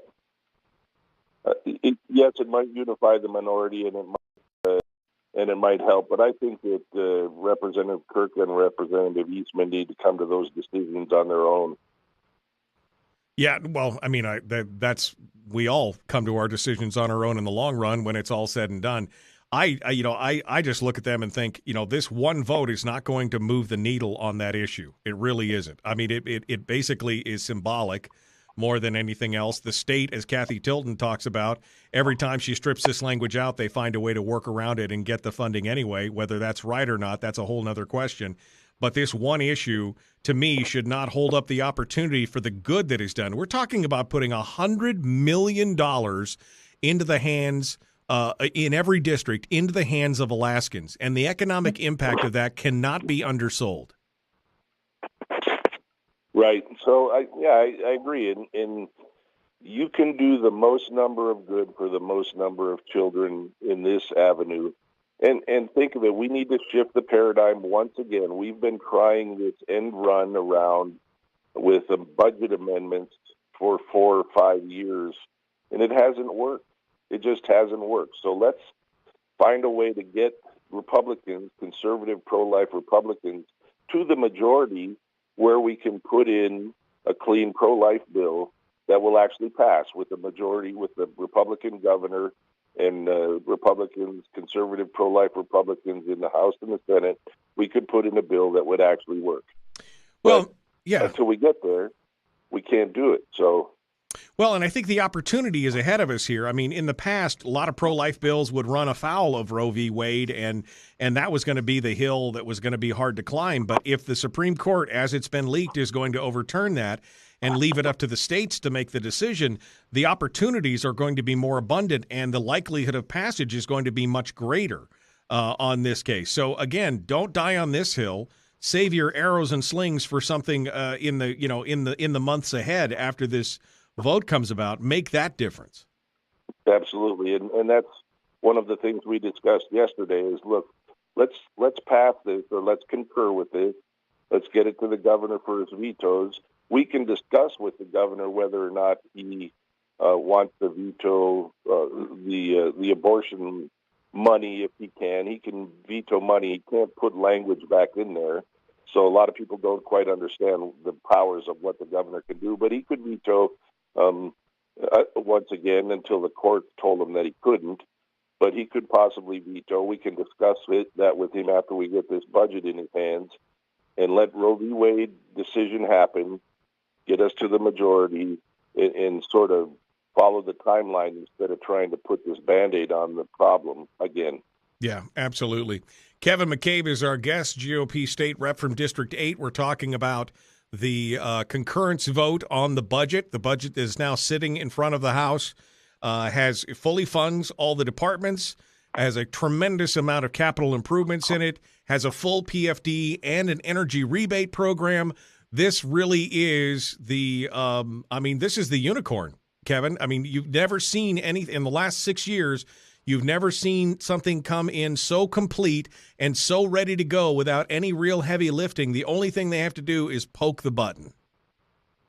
Yeah, right. There's a step before that. We need the speaker to put it on the floor. We need it to be called out of the limbo file by the House Majority Leader. The speaker puts it on the floor, and we're already 14 hours delayed, and probably going to be delayed more because she doesn't have the votes. And we'll talk about that when we get back. What happens, what is the timeline? What happens if she doesn't? How long does it go?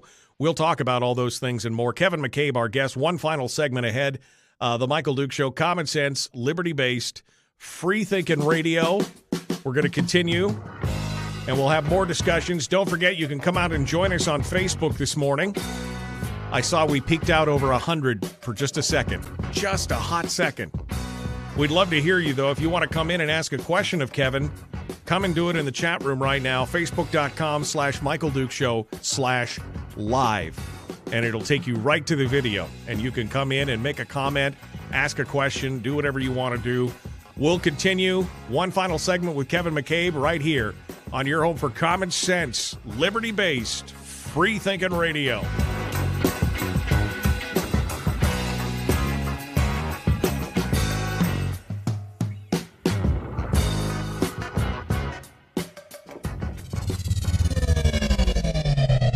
Your mental suppository. The Michael Duke Show.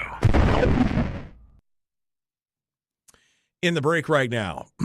All right. Let the good times roll. Concur. Even Senator Reinbold voted yes for this budget. She has voted no for 6 years until now. That does say a lot. I mean, it really does at this point. That says a lot. I mean, there is an opportunity here to really make some waves and to get some stuff done. I'm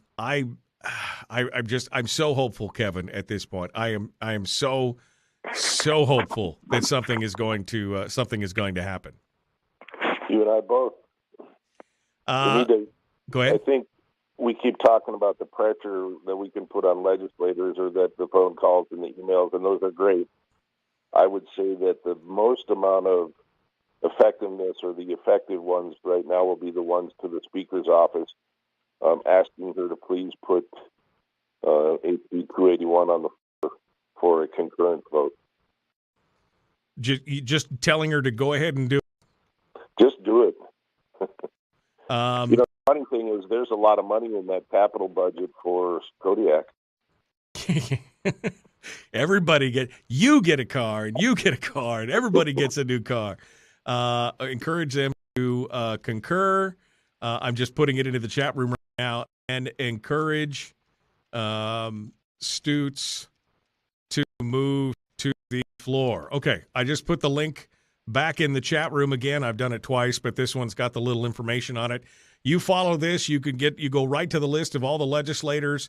There's a whole list of legislators that I have laid out. Kevin, I'm going to rip through this list real quick, and you can tell me, is there anybody that I missed that we should be reaching out to?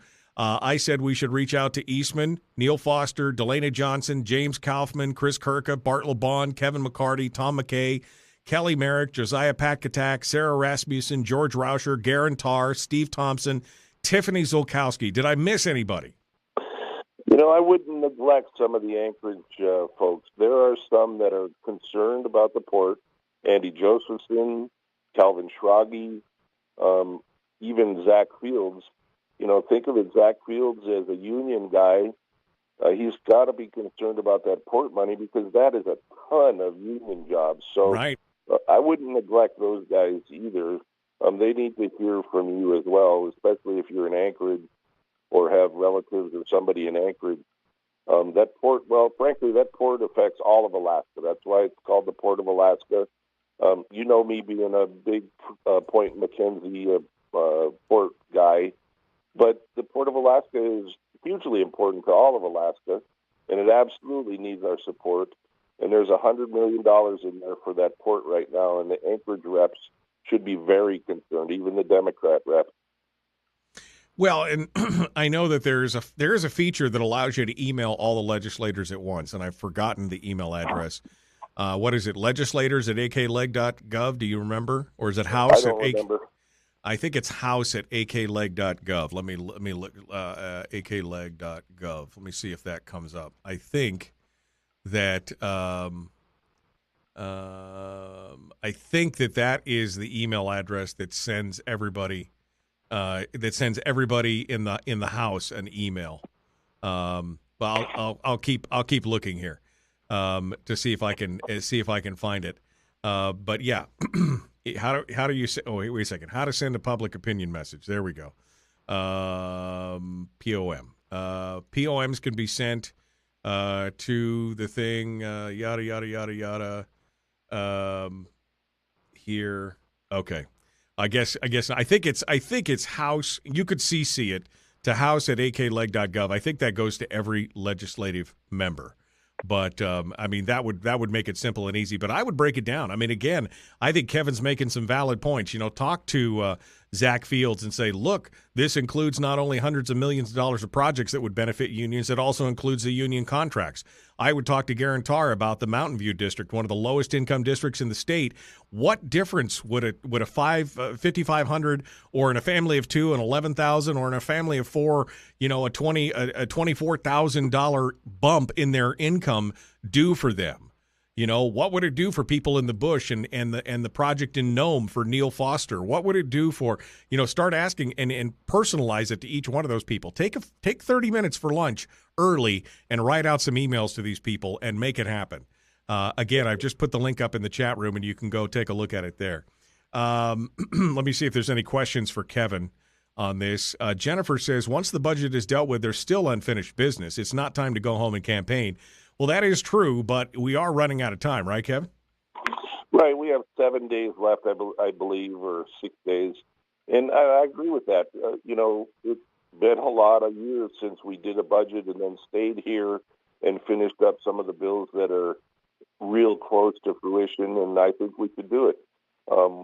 I think the Senate has already said that they are willing to stay around till the end of the 120 or the 121st day. And I think the House should as well. There's plenty of bills. There's some crime bills. Sarah Rasmussen has an excellent crime, domestic violence. Hold on, Kevin. I'm sorry. I'm up against the break. Let me jump back in. Like, share, follow. Let's do it.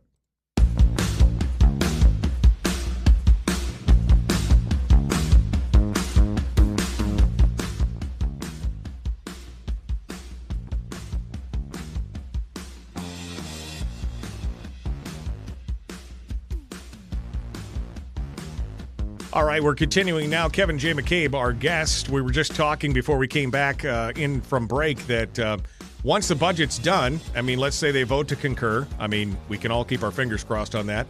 But it's the business is not done. They still got 6 days left. It ends next Wednesday at midnight. There's still business that has to be done. Kevin was just running through a couple of quick things that still could be looked at before we run the daylight out on this thing. Kevin? Well, sure, yeah. I was saying Sarah Rasmussen has a very good crime bill. Representative Carr has a very good crime bill. Senator Machicki has SB 9, which is the Title IV revision that's like 130 pages long. It's been running around the legislature for a long time, and it just needs to be done and put on the street. So we could finish those three at least. There's a few more that are very interesting and very helpful that we could put out. There's some, I think, some state defense legislation, some RS 2477 or 40. I can't remember the number, but there is some legislation that defends the state, puts money in the budget for state defense against federal overreach. That's the John Sturgeon legislation that needs to be finished. So there's a few things that we could wrap up that would be very beneficial once we get past the turducken. If you want to find out who to contact and where to go, I posted it up on my Facebook page at facebook.com/Michael Duke Show. It's right at the top of the page, and you can see the link to the to where you get all the contact info, phone numbers, emails, etc. One of the things that Kevin said is don't forget, as you're encouraging all those legislators to vote for concurrence, the one thing you also have to do is to vote for Louise Stutes, the Speaker of the House, to move it out onto the floor because she's basically holding on to it right now. She's already canceled the one meeting. Now, the question is, here we are. We're already 14 hours late on this, Kevin. What happens here? I mean, it's supposed to come together at 10 a.m. Cathy Tilton already said she doesn't think it's going to happen at 10. I think you indicated earlier you don't think it's going to happen at 10. What happens? What happens now? Well, if she continues to delay, what is the mechanical process here for moving forward? Well, she could continue to delay. They could just leave it in there. We could actually have sessions where they don't call it out of the limbo file, and we could go through bills and bills and bills, and they could use time compression as a weapon again and continue to apply the rubber hoses to the bottom of everybody's feet and see if they could sway one or two people. I think it's a little late for the Senate to do another budget. It would take too long. There's not enough time left. So the time compression is working against them right now. They would have to find some sort of a appropriation budget that's sitting in the Senate and amend that. I'm not sure that they have the time to do that. So there's a number of ways that they could go about mitigating what they feel is a disaster and we feel is a victory, frankly. And of course it has to be. I mean, eventually a budget has to be approved, right? I mean, we're only 6 weeks away from the end of the fiscal year. If a budget is not approved, then we run the risk of again a government shutdown. I don't think that they want that on their hands. But she is trying to corral all the ponies, so to speak, and to get all the votes in before she brings it to the floor, knowing that she will have the votes she needs to kill it. But if we apply pressure, we can help with that. The second thing is, I think and I just said this to Cathy Tilton last hour, the longer she waits on this, the more time she gives for a groundswell of momentum from the citizenry to get more engaged and involved on making sure that the House passes the bill with a full PFD in it. I agree with that. I think adjourning last night out from under us was a mistake.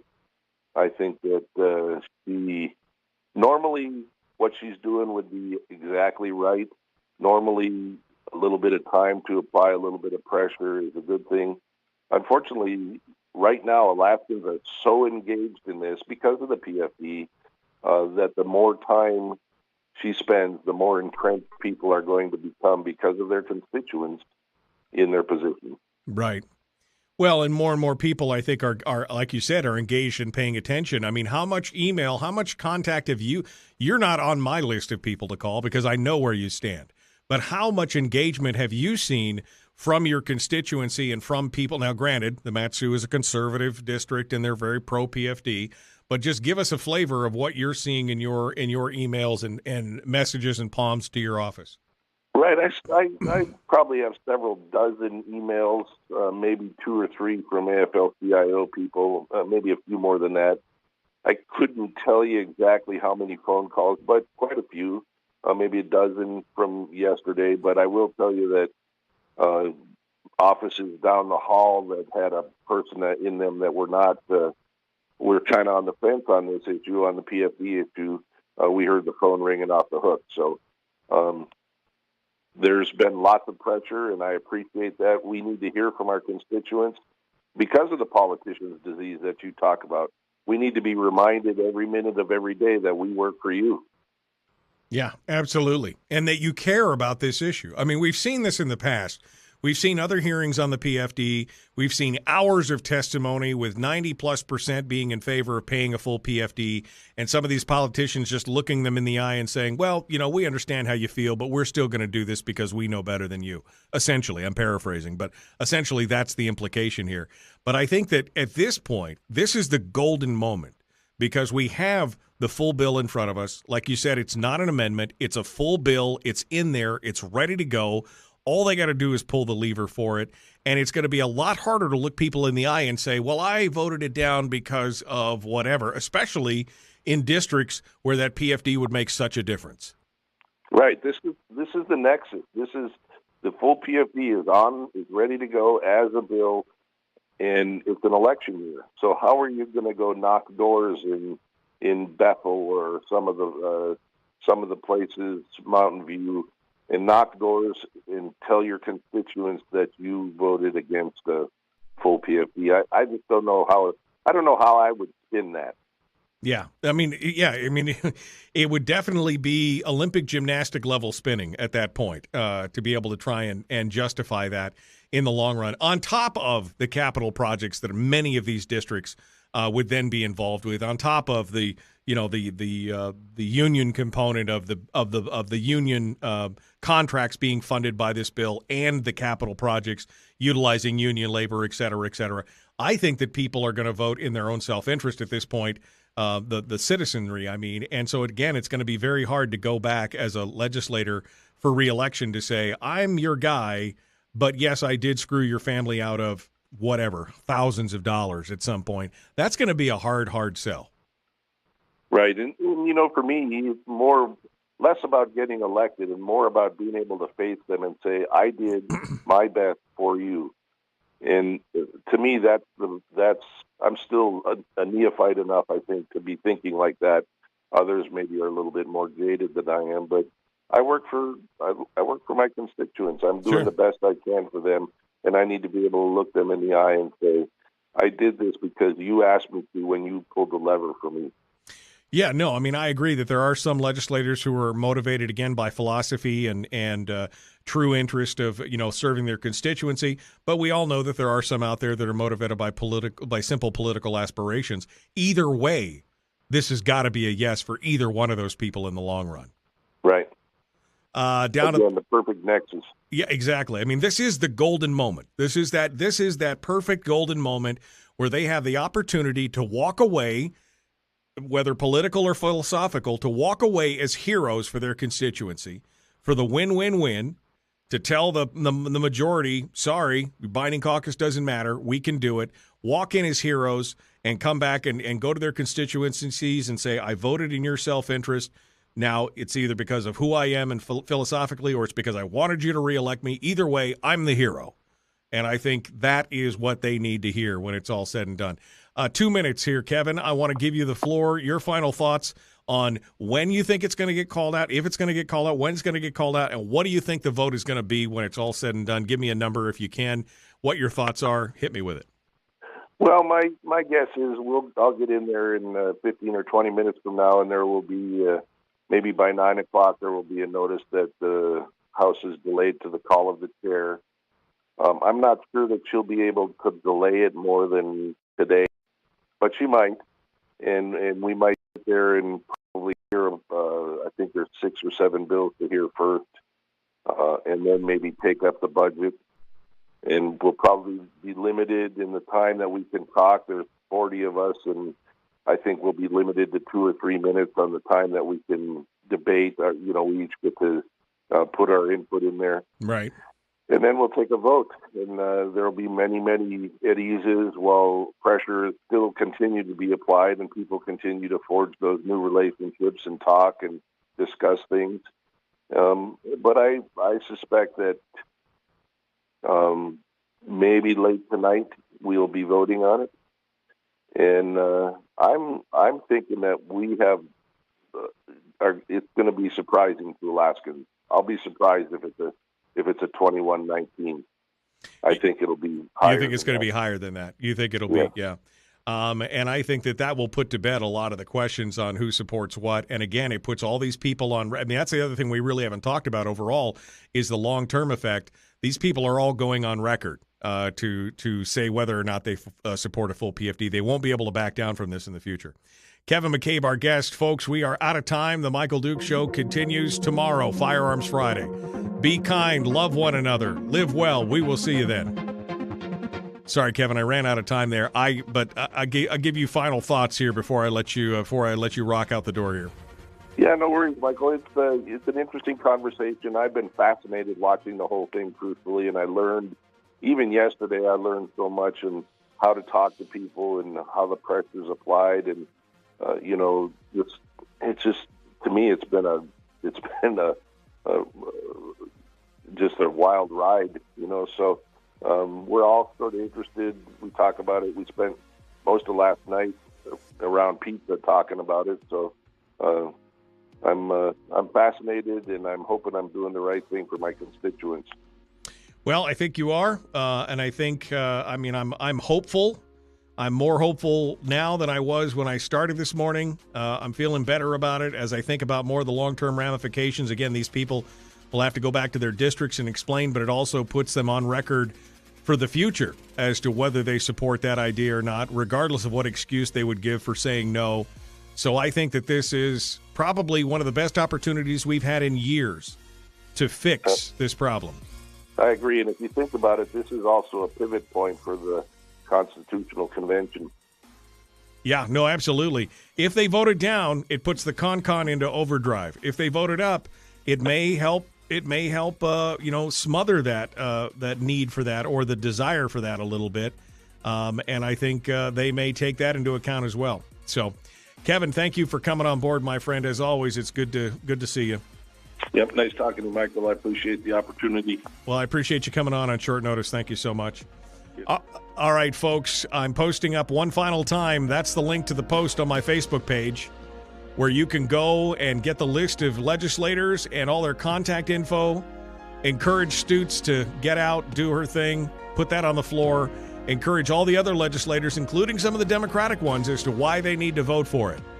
Why they need to vote. We're out of time. Love you guys. Thanks for coming on board. Thanks for sharing this morning. We peaked out over 100 at one point. I was laughing yesterday. There was a video right after mine ended. I looked down. It was a live video. It was some chick eating her lunch. She had 600 and something viewers. I was just like, man, I how do I get to 100? She's got 685 viewers watching her eat a Big Mac. We got to get more. We got to get more folks involved in this, folks. We got to get more folks involved. All right, it is what's the bill's title? It's the budget bill. It is the budget from the Senate. I don't remember what the number is. You tell them the budget, they'll know what you're talking about. All right, my friends, we will see you guys tomorrow for Firearms Friday. Hooray! We'll see you then.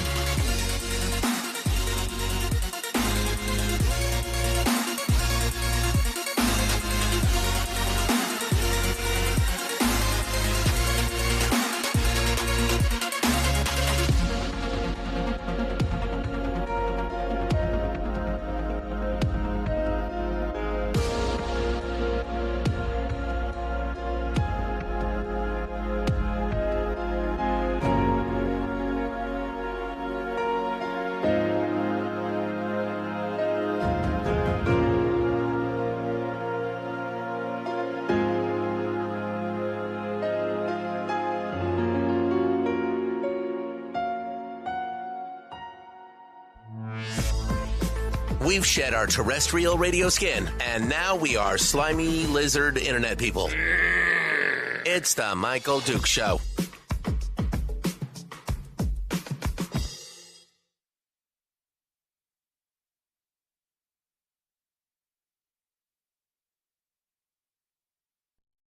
Welcome to the party.